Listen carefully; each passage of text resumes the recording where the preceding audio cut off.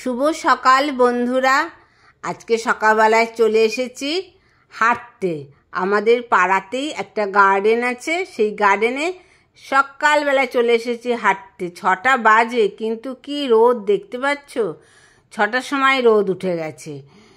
তা চলে আসলাম হাঁটতে। আজকে কি হয়েছে, সারা রাত ঘুম হয়নি, গরমে এত গরম পড়েছে। তা ভাবলাম যে না, সকালে আর ঘুমিয়ে থাকবো না, আজকে যাই গিয়ে একটু পার্কে গিয়ে হাঁটাহাঁটি করি আর তোমাদেরও দেখিয়ে দিই। আমাদের পার্কটা তোমাদের দেখানো হয়নি, তাই চলে আসলাম।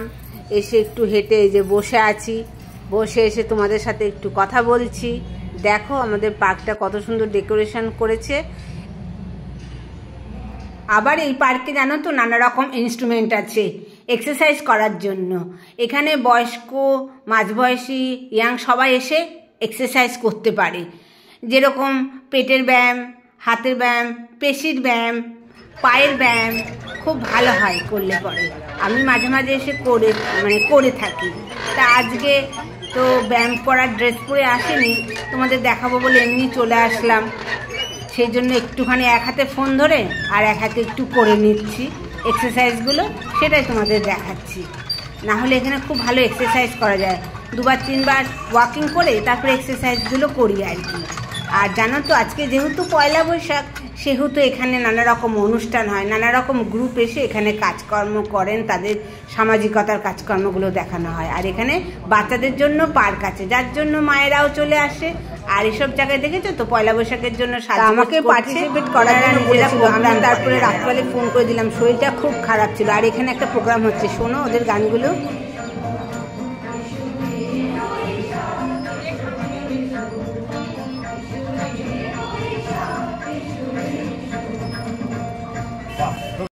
এখন পার্কে থেকে বেরিয়ে যাচ্ছি, ভীষণ রোদ, এই জন্য তাড়াতাড়ি চলে যাচ্ছি।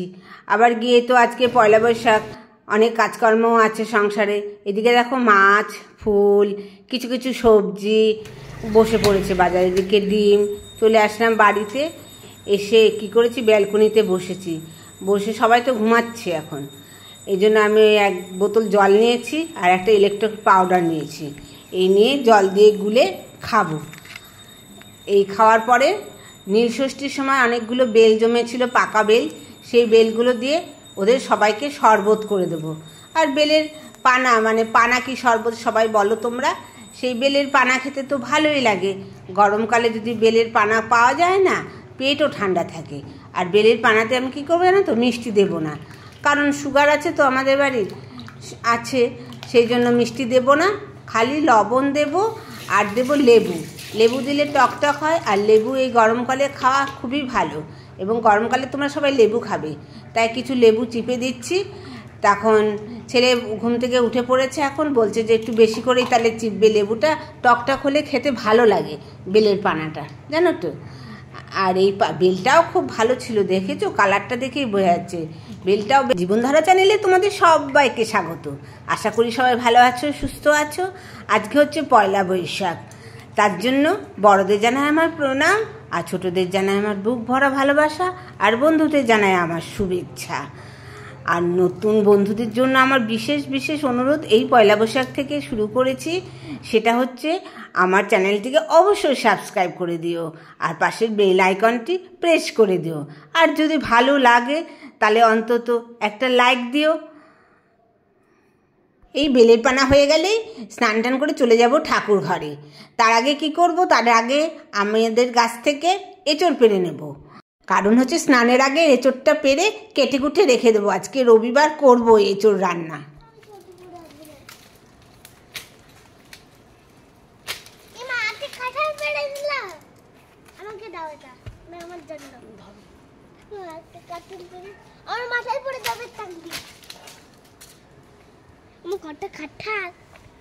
দেখো হাত দিস না, ইয়ে হবে রস না, আঠা আছে, আঠা।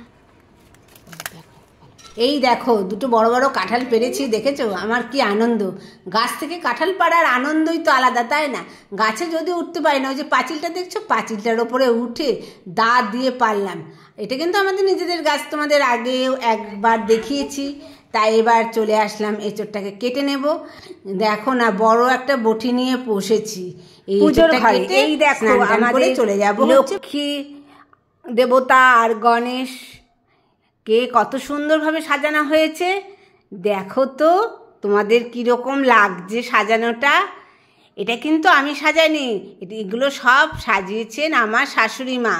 গণেশের গয়না পরানো, গণেশকে সাজানো, গণেশের চাদর দেওয়া, তারপরে গণেশের যে সিংহাসনের চারিদিকে যে কাজটা দেখতে পাচ্ছ না, ওটা সম্পূর্ণই আমার শাশুড়ি মা করেছে। আর এদিকে আমার গুরুদেবকেও চারিদিকে সিংহাসনের চারিদিকে সাজিয়েছে, কত সুন্দর লাগছে। চলে আসলাম রান্নাঘরে। এই দেখো এঁচোড় কেটে নিয়েছি, এবার এঁচোড় সিদ্ধ বসিয়ে দেবো। এঁচোড় কাটা যা ঝামেলা গো, আর কি বলবো, হাতের মধ্যে তেল দিয়ে তারপরে কিন্তু এঁচোড় কাটতে হয়, না হলে তো এঁচোড় কাটা যায় না। আর সঙ্গে সঙ্গে যদি গাছ থেকে নামিয়ে করো না, সেই এঁচোড়ের টেস্টই আলাদা, খুব টেস্ট হয়। তা আজকে এঁচোড়টা নিরামিষ করব পেঁয়াজ রসুন দিয়ে, কারণ হচ্ছে পয়লা বৈশাখ।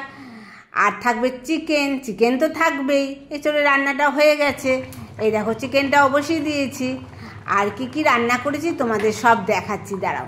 এখন রান্নাটা পুরো দেখাতে গেলে অনেক টাইম চলে যাবে না, তাই তাড়াতাড়ি করে রান্নাটা করে নিচ্ছি। আজকে কিন্তু বেলা অনেক হয়ে গেছে। এই হচ্ছে শিং মাছ, বলছিলাম না আমার শরীরটা একটু খারাপ, তাই আমি চিকেন খাবো না, তাই শিং মাছটা এনেছে। এইদিকে আবার শশা স্যালাডের জন্য কেটে নিলাম, আর গন্ধরাজ লেবু থাকলে তো কথাই নেই। আর হয়েছে ডাল, আর বাকি আছে শিং মাছ রান্না করাটা। তো শিং মাছ রান্না হয়ে গেলে আমার হয়েছে রান্না শেষ, কমপ্লিট। আর বিকালবেলায় চলে আসলাম ছাদে, কারণ গাছগুলোতে জল দেবো। মাটি একদম শুকিয়ে যায়, সকালবেলা জল দেওয়া হয়, কিন্তু বিকালবেলা জল না দিলে পরে গাছ ঠিক মতন বাঁচে না। গরম যা রোদ উঠেছে বলো, তার মধ্যে হচ্ছে আবার যেতে হবে হালখাতাতে। বেশ দূরে দূরে দোকানগুলো আমার হালখাতাতে যাওয়া, জানো তো। সেই জন্য তাড়াতাড়ি চলে আসলাম ছাদে, গাছগুলোতে জল দেবো। আর এদিকে দিয়েছি তেঁতুল, রোদে দিয়েছি, সেই তেঁতুলগুলোকেও তুলে নেব। ব্লগটা আর বেশি বাড়াবো না। শুভ নববর্ষের শুভেচ্ছা জানাই, আর বড়দের জানাই প্রণাম জানিয়ে, আর ছোটদের জানাই ভালোবাসা। আজকে তবে ব্লগটা এখানেই শেষ করছি। সবাই সুস্থ থাকো, ভালো থাকো, আর নতুন বছর আনন্দে কাটাও।